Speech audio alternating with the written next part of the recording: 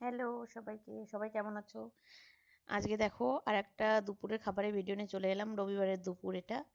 আজকে হয়েছিল স্পেশাল, রবিবারে স্পেশাল মাটন বিরিয়ানি, যেটা বাড়িতেই হয়েছিল, এটা বাইরে থেকে আনানো নয়। দেখো এখানে মাটন বিরিয়ানি খেয়েছিলাম আলু দিয়ে। একটু আলুটা কত সফট হয়েছে, আর মাটনটাও দেখো কত সফট হয়েছে, সুন্দর হয়েছে খেতে। দোকান থেকে ভালো, আমার না দোকানের বিরিয়ানিটাও তো ঠিক ভাল লাগে না।